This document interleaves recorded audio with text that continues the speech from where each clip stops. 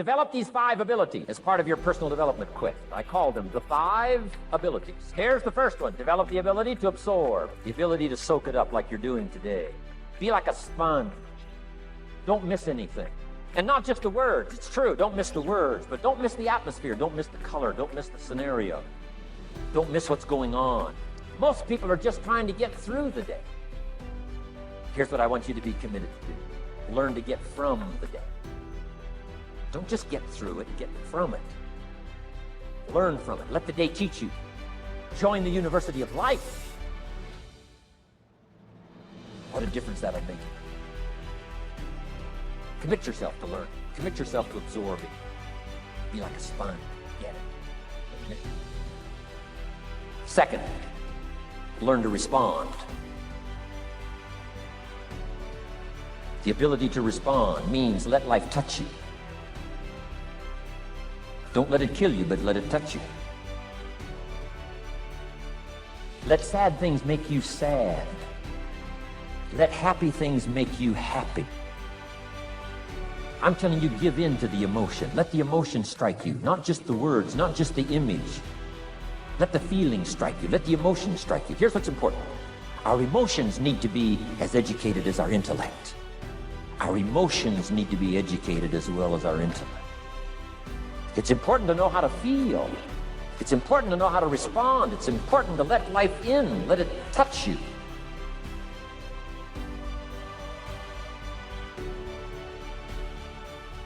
I'm the greatest guy in the world to take to the movies. I get into a good movie. I want a good movie. Make me laugh, make me cry, scare me to death, teach me something, take me high, take me low. Just don't leave me as I was when I came in. Touch me, do something to me. Wow. Now here's the third ability. Develop the ability to reflect. Reflect means go back over, study it again. Go back over these notes that you're taking today. Go back through the cassettes one more time. Read the text one more time.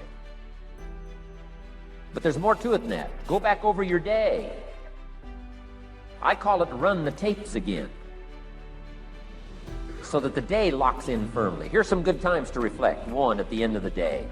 Take a few minutes at the end of the day. Go back over the day. Who'd you see and what'd they say and what happened? How'd you feel? What went on? So that you capture that day. A day is a piece of the mosaic of your life. Number 1, don't treat it casual. Number 2, get from the day. And then number 3, go back over the day so that it locks in that experience, the knowledge, the sights, the sounds, the panorama, the color, motion, picture of the day. Just lock it in so that it will serve you for the future, having that day, not missing it. Next, take a few hours at the end of the week, called time to reflect. Go back over your day timer, go back over your calendar, go back over your appointment book. Where did you go and who did you see and how did it feel and what went on? Capture that week. A week is a pretty good chunk of time. Next, take half a day at the end of the month, called time to reflect. And do the same thing again. Go back over what you read, go back over what you heard, go back over what you saw. Go back over the feelings to capture it so that it serves you. Next, take a weekend at the end of the year to establish this year now firmly in your consciousness, firmly in your experience bank, so that you've got it, so that it never disappears. Good ability to acquire, the ability to reflect. Go back over. Remember. Remember. Remember.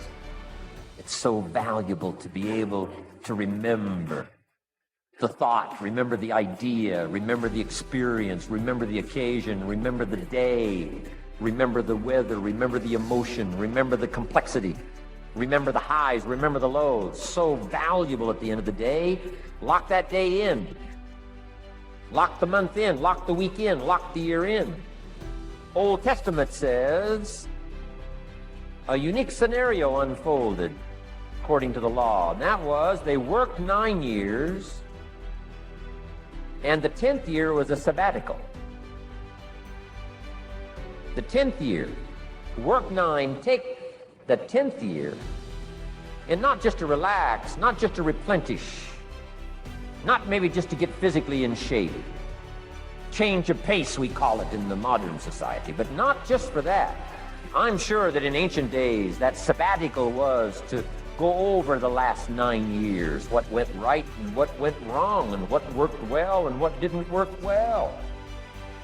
And how did you grow, and how did you learn, and how did you change, and what have you got now after 9 years that you didn't have at the beginning of the 9 years? See, that's so valuable, a sabbatical. A sabbatical. It's time. It's time. There's also something to be said for solitude when you reflect. Sometimes you can reflect with somebody.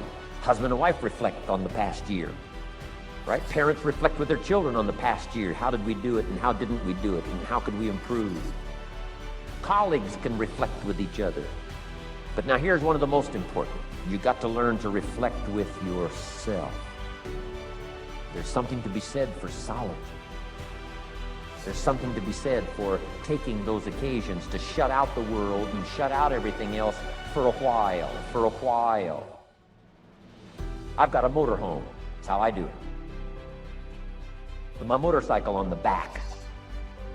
And I head for the mountains and ride the Jeep Trail, where there's very few human beings on the Jeep Trail, or out in the desert somewhere.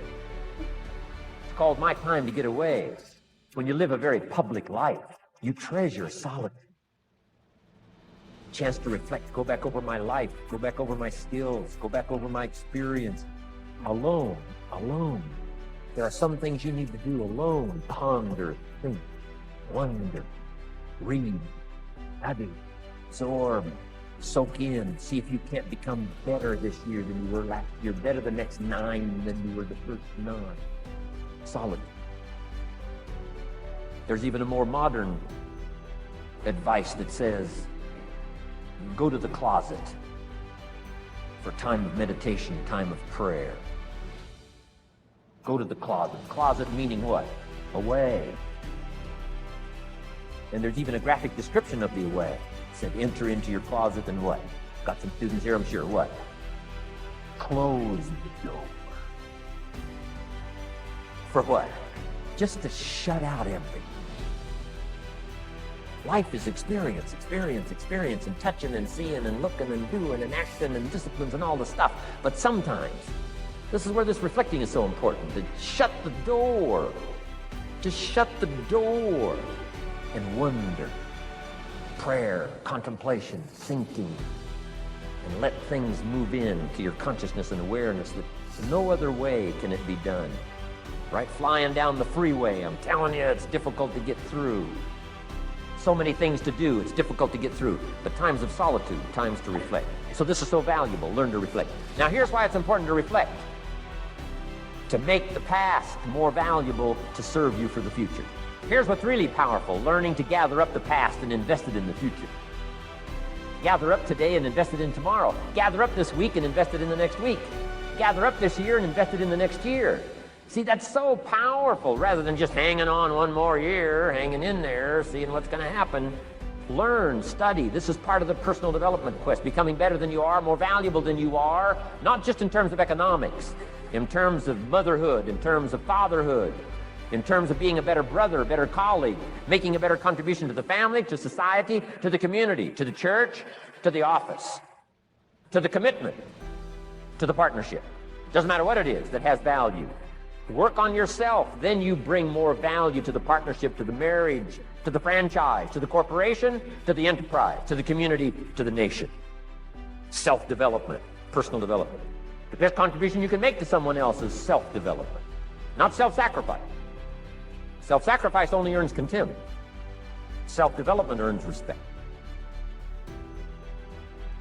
Pity the mother who says, I'm just going to give up my life for my children. Self-sacrifice is not noble. Self-investment is noble from self-development. If I work on myself and become more valuable, think of what that'll do for our friendship. I used to use the old expression, you take care of me and I'll take care of you. I found out how shallow and short-ended that was. And I changed it to read like this, I'll take care of me for you, if you will please take care of you. This is part of it, the personal development, that we work harder on ourselves than we do on our job.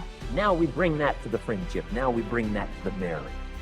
Now we bring that to the family relationship as a father, as a mother. And we develop the strength and we develop the power.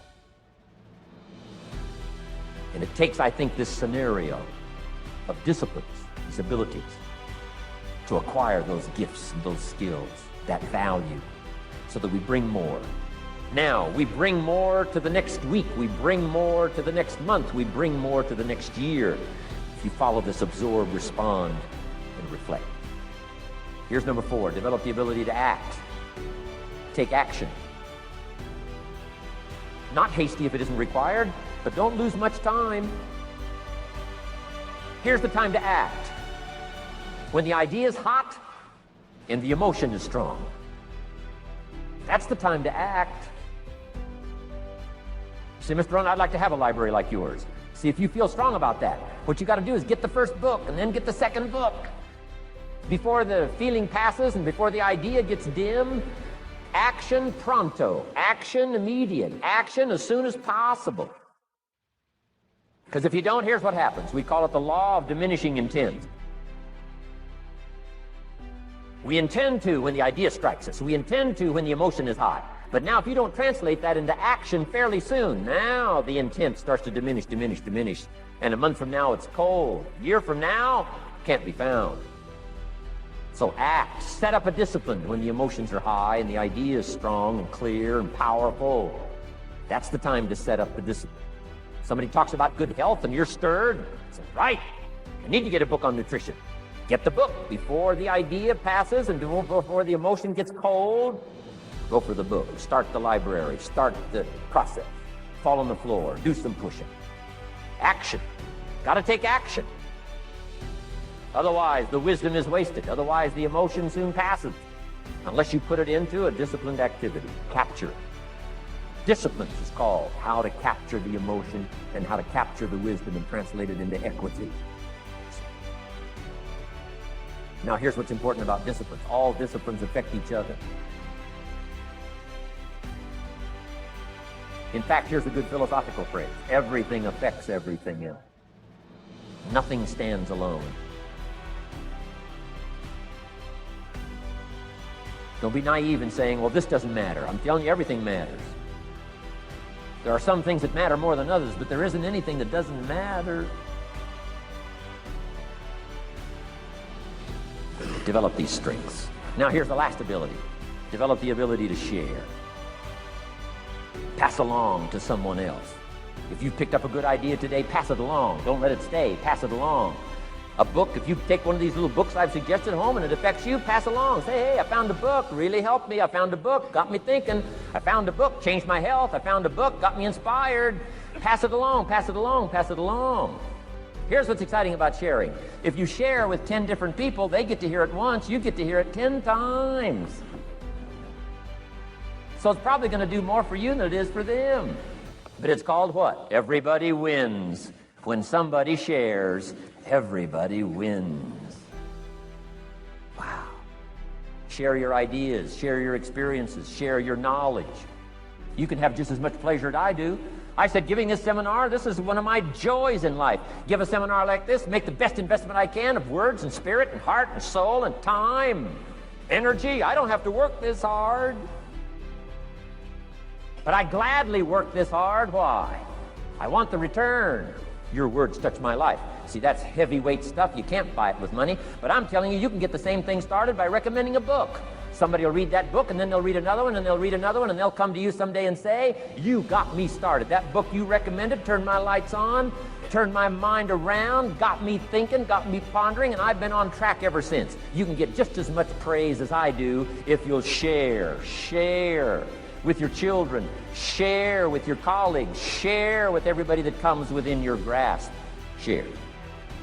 Now here's what sharing does.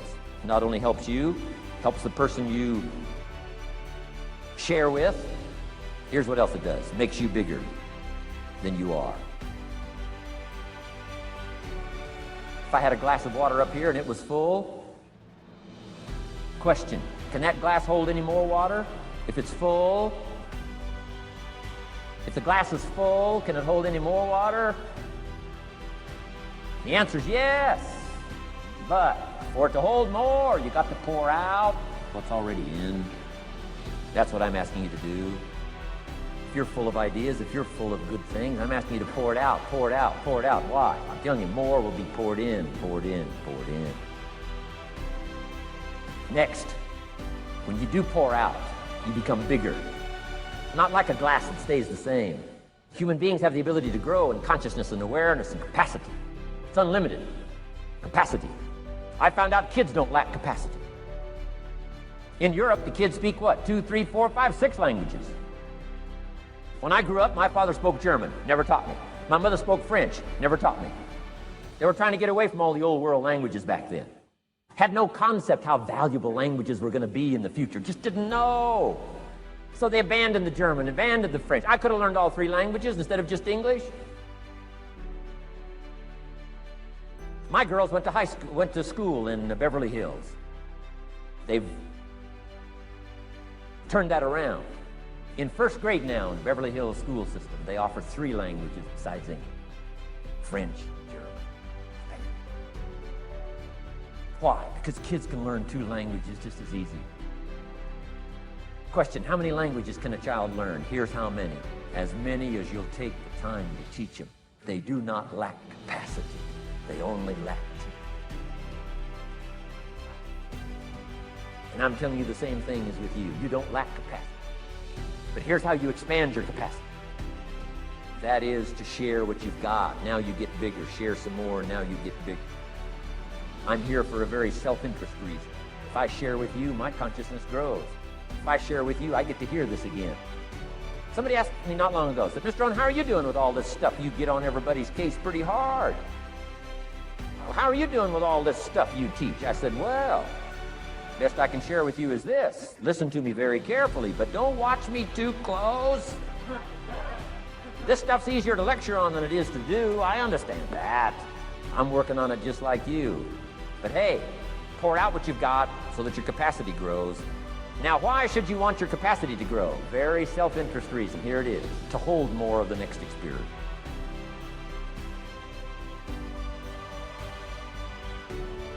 You mean to tell me that sitting in this audience, some people will get more out of it than others? And the answer is yes. If you haven't been into expanding your own capacity lately, you might not get much from this seminar. But if you've been into expanding your capacity, and you've been sharing, and you've been doing all this stuff, I'm telling you, no telling what all this could mean to you today, this chance to grow, change, develop, absorb, take in.